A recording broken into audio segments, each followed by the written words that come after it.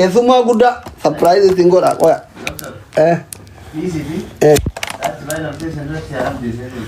Saan kan wakaku nogai.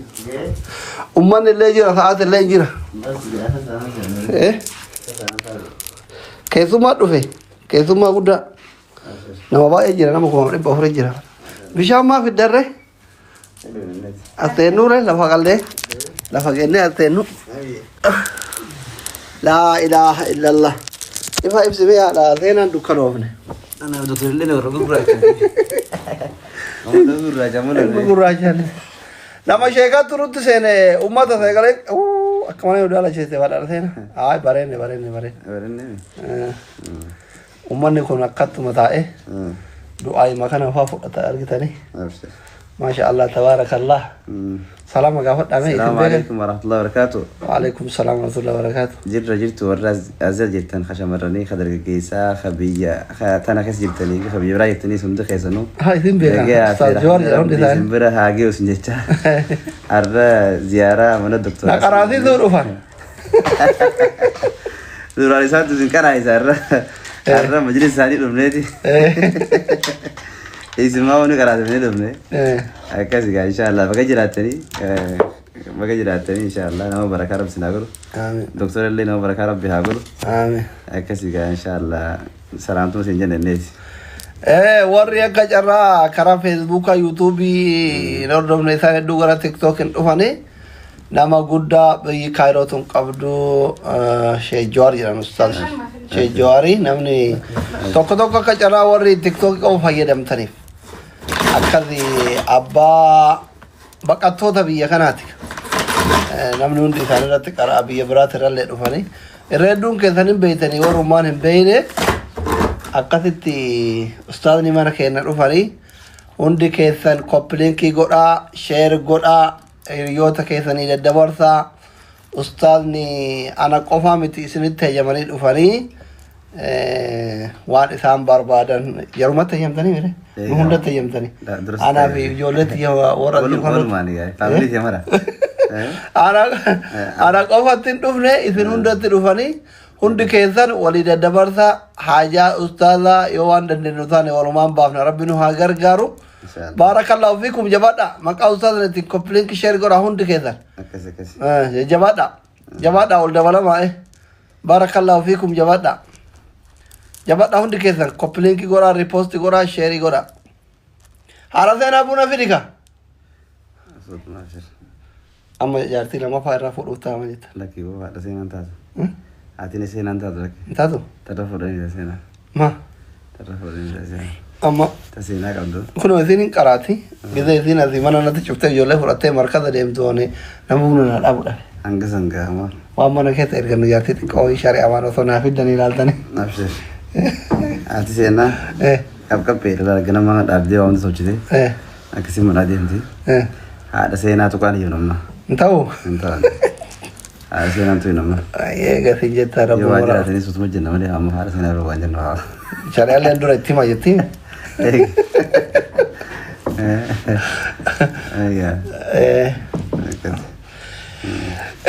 Obboleewwan kiyya kabajamoo isaan illee namni hedduun itti hajamu nama dalagaati nama barattoota baay'ee qabanii sa'a dheeraa hin fudhannu.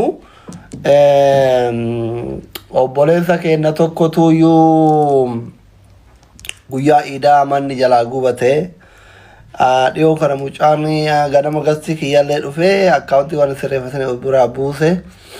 Beeytanii namni qoora akkate rakkoo kana rabbi nama fida balaa ibiddaatiif immootu balaa bishaanii rabbi nu haa oolchuun kama yeroo hundaa namni akkaataa amantii isaatiin kadhatu Oromolleen sanuma mamaa itti balaa ibiddaatiif balaa bishaanii naman hambisu rabbi nama haa oolchuu guyyaa iidatiin yeroo inni iida salaatee deemu manni guutuun cal jedhee nyaanni iidaaf qopheeffatan uffanni iidaaf bitatan uffanni duraanii wanni waa itti godhatan manni arabaa tokko hafne daameej ta'ee viidiyoon sun asitti fuula tiktook kana deddeemaa turte hamzaan faantillee waraabani annama jaarsati kaa hedduu manaa gad hin ba'u hin dhayne somaan ustaazni illee isinillee ummanni kiyyallee naaf folcha waan sanii fi mucaalleen bira jira mala rakkateetu markata itti dhaqee asii bira isinummaan na dhaqaa jedhee fide ani immoo mucaa gurruma keessatti warri guyyaa sanni bira turtan guyyaa sadii moo afur dura